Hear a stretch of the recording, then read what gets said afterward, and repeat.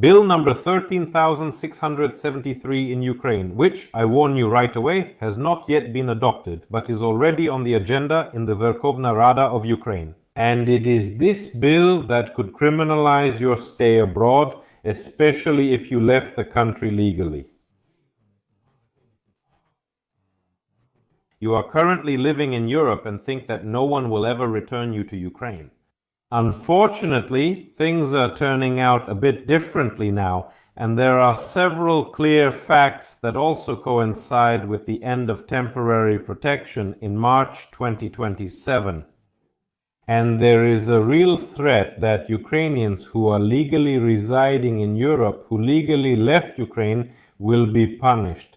They will be punished and possibly even returned back to Ukraine. Or they might simply receive huge fines. Now we will go through everything in detail. Be sure to share this video with your friends, acquaintances, and loved ones. All official sources and links will be in the description under this video. So let's get started. Thank you to each of you for your support. First of all, let's figure out what this draft law number 13,673 is.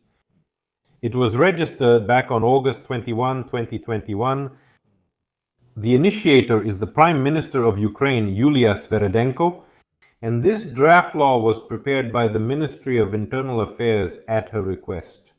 As of today, it is included in the agenda of the Verkhovna Rada by the resolution dated February 10, 2026. So for almost a year, as we can see, it was just sitting there. So, formally, it is ready for voting, but the vote hasn't taken place yet. It contains two fundamentally different articles. The first will concern those who illegally leave Ukraine, and the second will concern all those millions of Ukrainians who cross the border legally. And this primarily creates a threat for men of mobilization age. The first article is NOM 332.2 Part 4.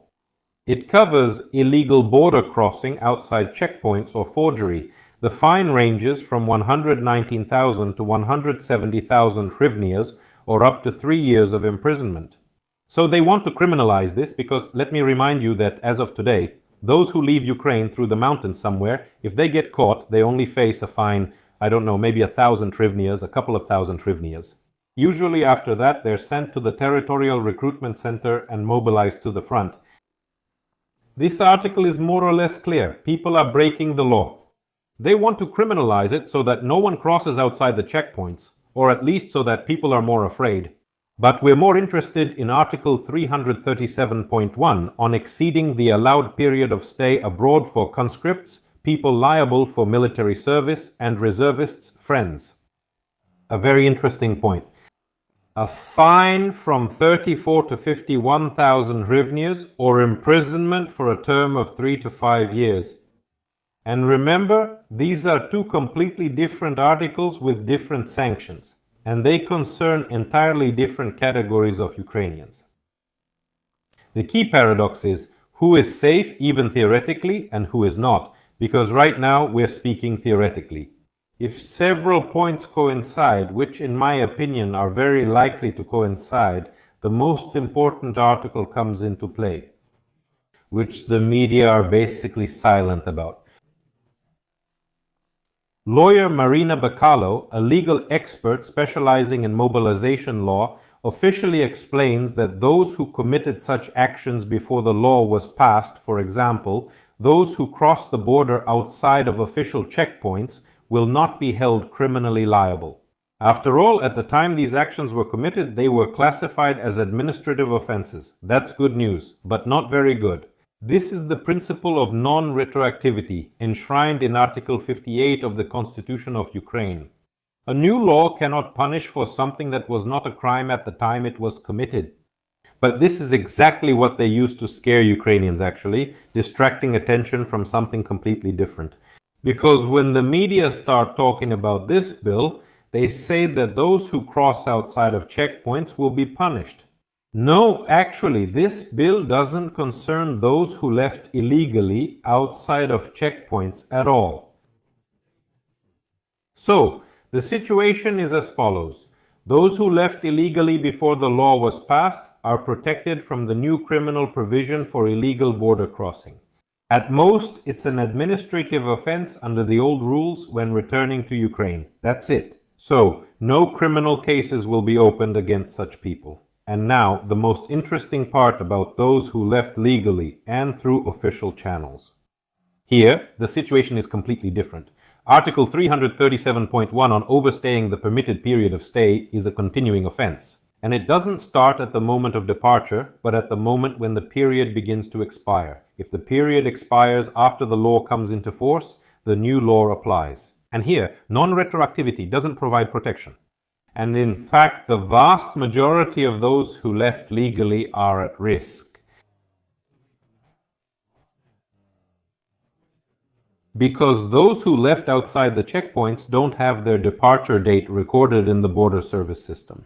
And those who left legally have their departure date recorded. And this is where the biggest problem begins. It's the paradox of the law in a nutshell. It punishes those who respected the law and doesn't affect those who broke it. Why? For one simple reason.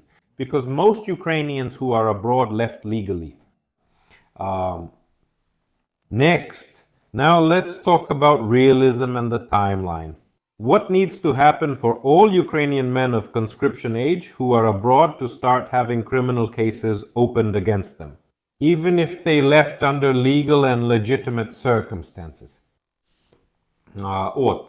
This isn't just a theory, it's a real possibility and a series of actions that, by a strange coincidence, are converging.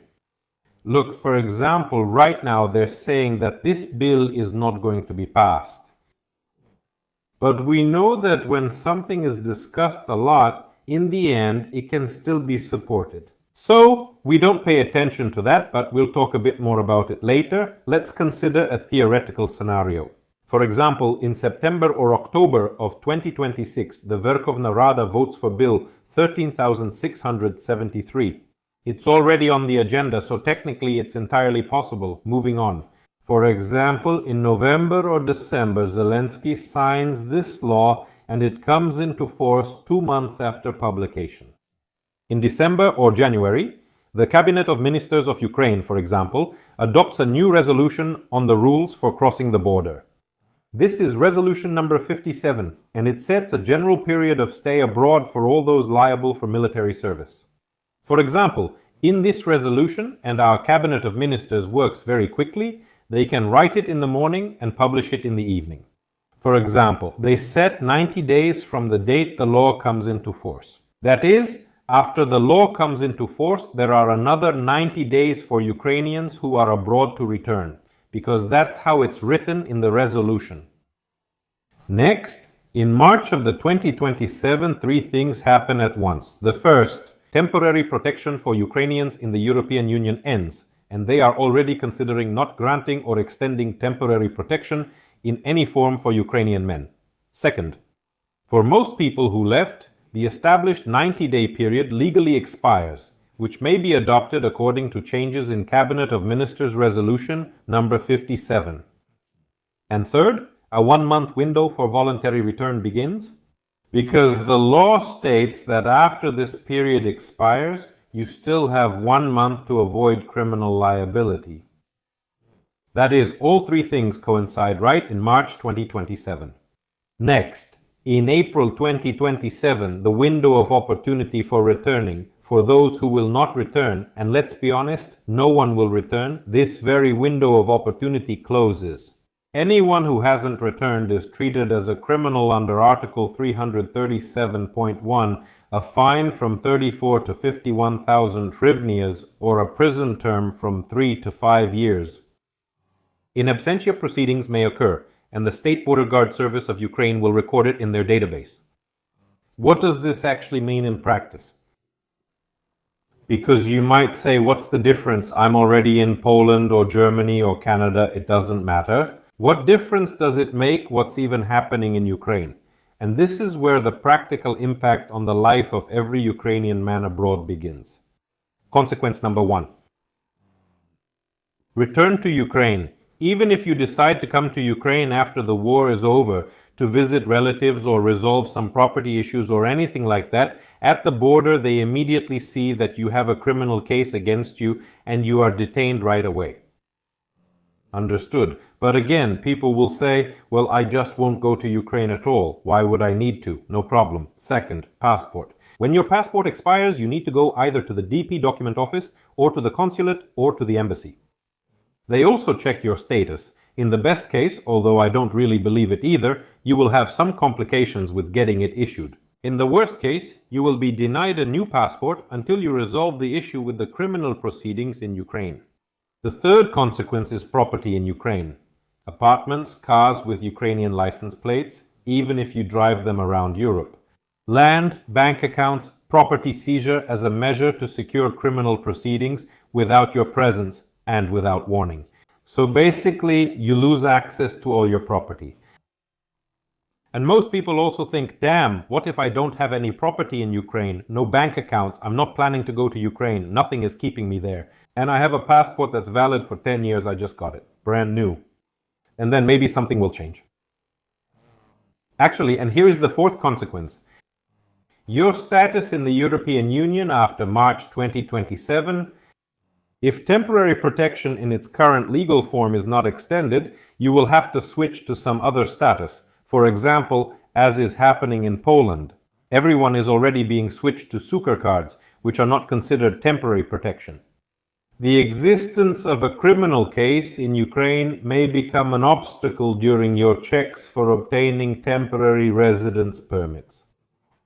For example, if you apply for permanent residence in Poland, a resident card, or especially for citizenship, they will check and see that you have a criminal case pending in Ukraine. I think this will already be a challenge for many people. And fifth, the most extreme option, I don't really believe in it, but purely in theory and procedurally, it could also be applied. That's Interpol. The least likely, but a very frightening scenario. A criminal case can be opened in absentia and the person can be put on the wanted list. But in fact, Interpol traditionally does not fulfill requests related to evasion of military service, especially for individuals who have protection status in the EU. After March 2027, the issue is actually still open, but again, the question is whether they will definitely open criminal cases for evading mobilization.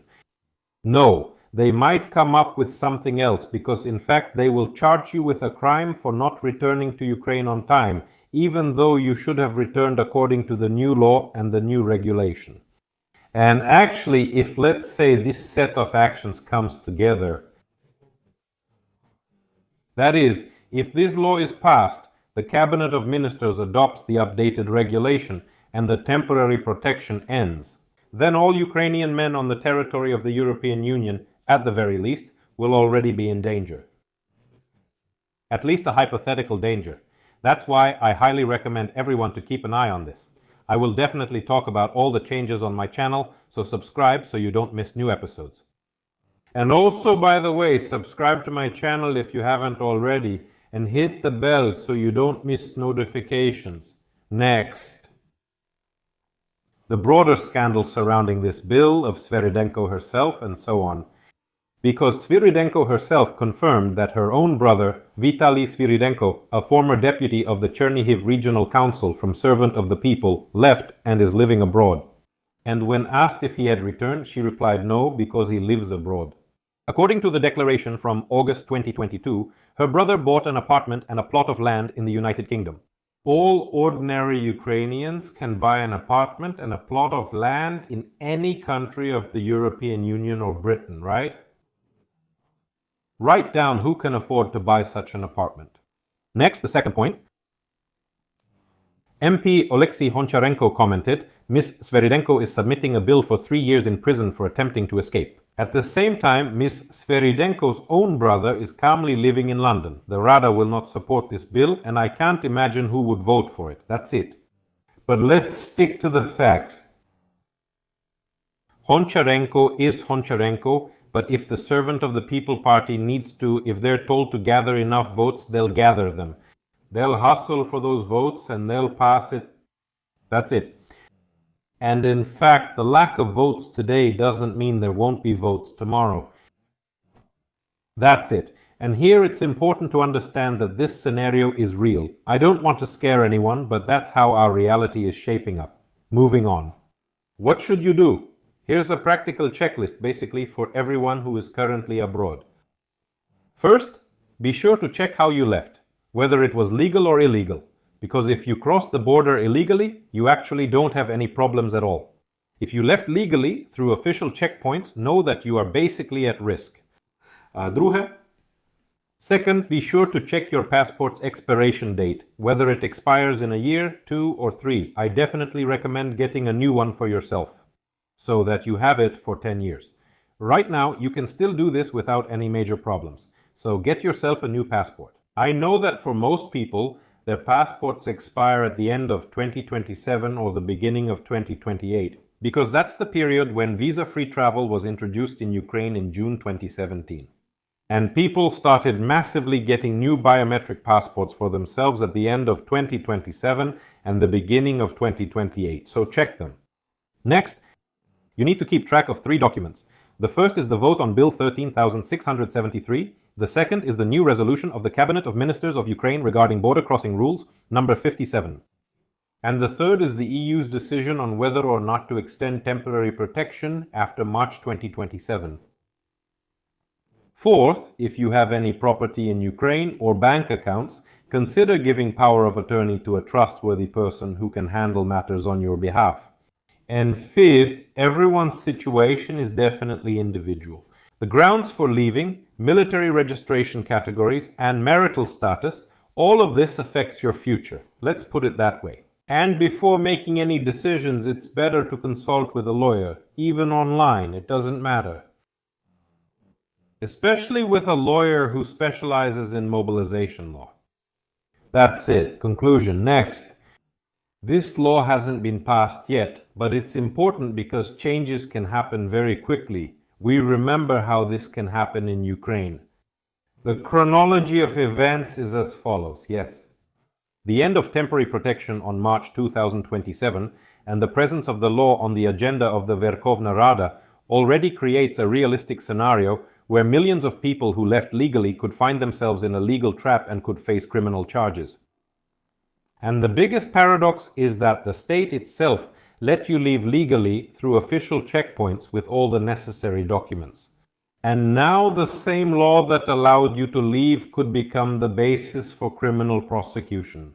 That's why you absolutely need to keep track of the voting, update your passport, and if you have questions about a specific situation, find yourself a lawyer, yes, and get consultations. A consultation will cost you much less than having to deal with problems later. That's it. So basically, that's the situation we have regarding all of this. I will continue and make the next episode also about the voluntary return of Ukrainians.